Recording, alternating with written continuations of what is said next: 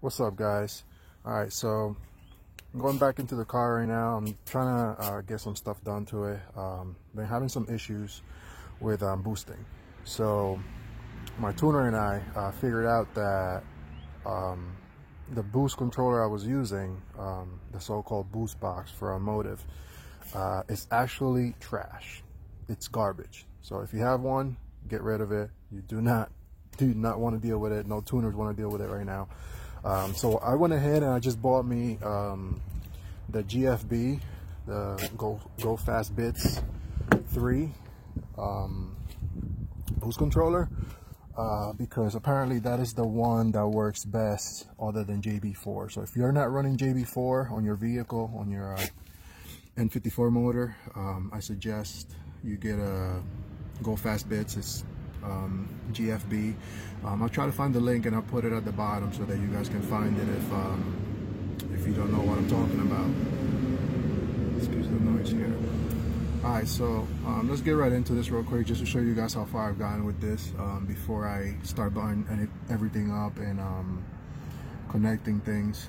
I just wanted to do like a small video of like the DIY, but not too in depth. Because this process is pretty simple. So let's get right into it. All right, so right here, first thing you're gonna want to do, as you can see, my car's already taken apart. The first thing you're gonna want to do is take this panel off. All right, you're gonna have to take this panel off. It's only the 3 Torx screws in there. I think they're T20, if I'm not mistaken. Yep, they're T20. You want to take those off, get that out, pull it out. Just be careful when you're pulling it, not to rip these wires off of your. This is your sound speaker for like the chime and any of the sounds the car makes whenever you have like an alarm or something in the vehicle. That's where it comes from. Disconnect this light if you have to. There's another sensor here. Let's connect it way back there. I did not need to do any of that, but let me see if I can get you some light in there. Down here, you're going to go to that spot. Okay, that's where your steering column goes into.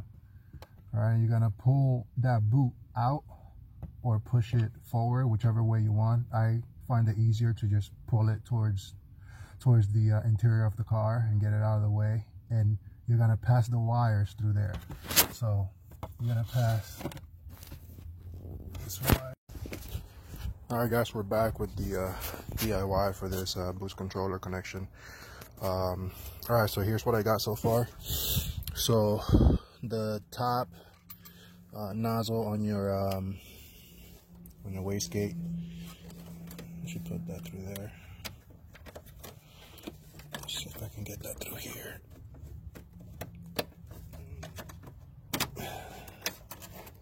There we go.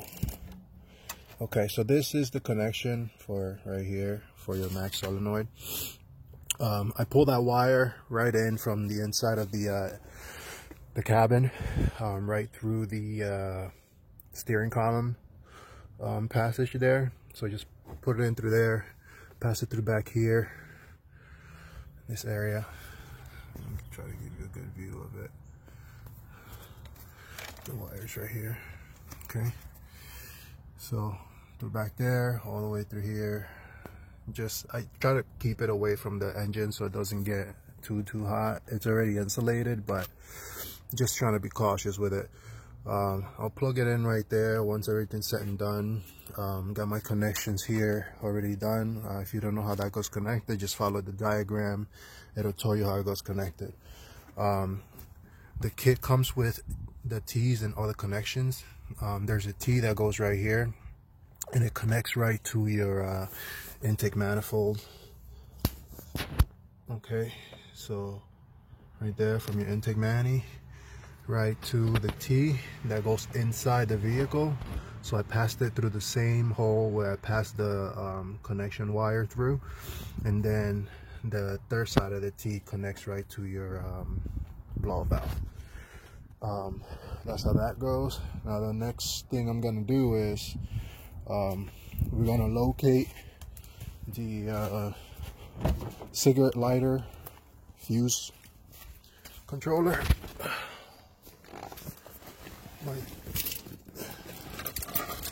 My glove compartment for some reason does not open unless I open it with the key. Don't know why. It's been like that since I bought the car. So, all right. So you're gonna go into this fuse area here, and you're gonna want to use a 5 amp is what it calls for.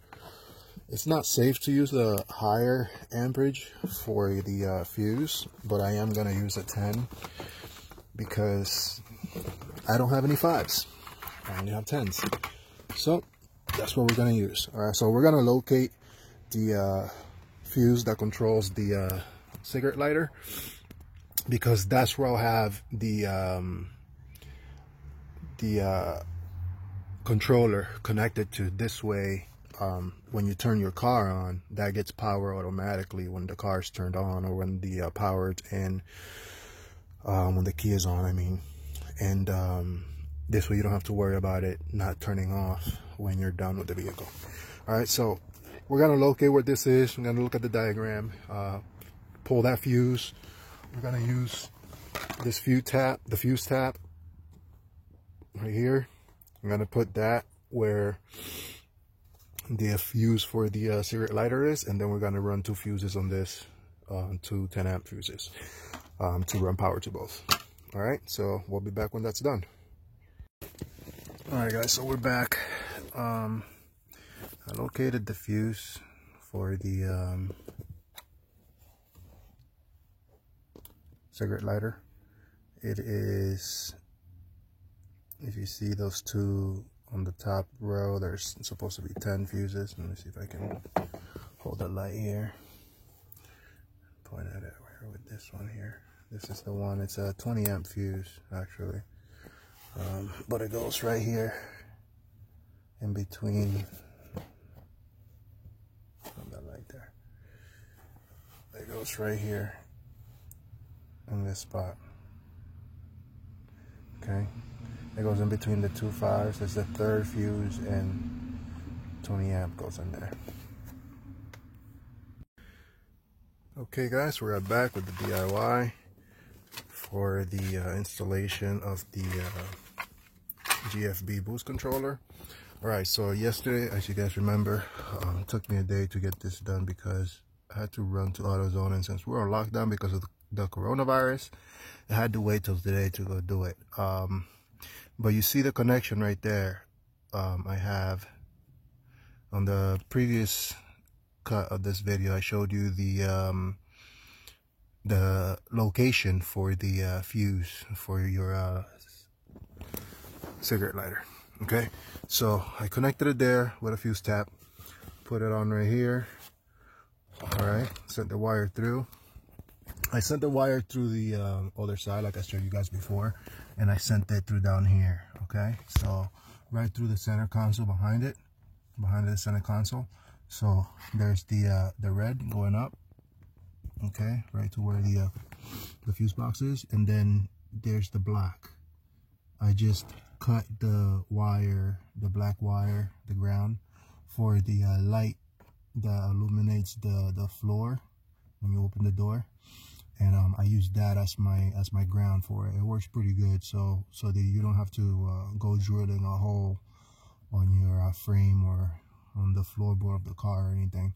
It's an easy way to get a ground to the power source. All right, so you guys can do whatever you want, but that's just the way I did it. Everything works. I checked it out already. I went ahead and I put the panel back on the driver's side. But yeah, so everything's pretty much done. Just gotta put this panel back up, put everything together, and flash the car, and we'll see where we're at. We'll be back. All right, guys, so I was just about to upload the video for the DIY on the boost controller installation for the 335i. I noticed that my camera stopped recording at a certain point of the video, so I want to go and just like show you guys the area that I was talking about, and I'll make the corrections as necessary for those that may need it. But again, it's just a simple process, so it shouldn't be too hard to do. So let me show you real quick the part that my camera did not record, so that's cleared up. All right, so when I was talking about this area here, and we took this panel off, I was talking about the steering column, and I was actually pointing my camera at the clutch pedal with the where the cylinder is, and that's not what you want to take off. That's not the boot you want to take off. The boot you want to take off is the one that's on the steering column. All right, so let's just clarify that quick.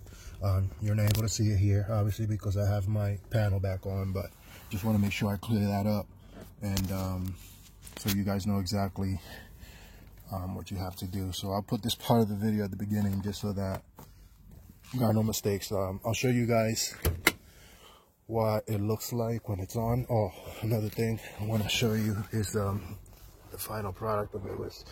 So I had it come out through here. I have some slack here. I want to kind of leave it like that because this is not the final spot where I want to have it. I haven't figured out yet where I want to put it, but once I do, I'll hide those wires and make it look better, if I don't get bored of it. All right, so let's show you what it looks like in here. I think I already did that, but just for final. All right, so everything's now connected. Got the Mac. All right, everything's connected to the blow valve. Got the turbo down there. There's a bottom mount. One thing you're gonna have to do is you're going to need your OEM solenoids. All right, so I was told just put them on here, and since my bracket was already taken off, you can just take I think it's an M6 bolt, and I think it's 1-inch pitch, if I'm not mistaken. Not exactly sure, so just check which size bolt will fit on here. It's probably the same one you took out, and I used that to put my solenoids on there. So I put this one here, I unwrapped this and put the other one on the other side. It's a little further than it needed to be, but it fits pretty good, so that's where I put mine. That needs to be connected in order for you to actually get the right reading for boost. If not, then it won't get the right reading. And that's pretty much it, guys. I don't think I missed anything. If I did, let me know. I'll clarify with you guys whatever I may have missed. And yeah, that's about it. Alright guys, so that will conclude the video for today. Again, apologize for the little hiccup we have with the camera stopped recording at the one section of the DIY, but like I said, all this stuff was pretty self-explanatory. Again, if you guys have any questions, just let me know in the comment section, and I'll try to help you guys as best as possible. Hope you liked the video, and see you guys on the next one. Thanks.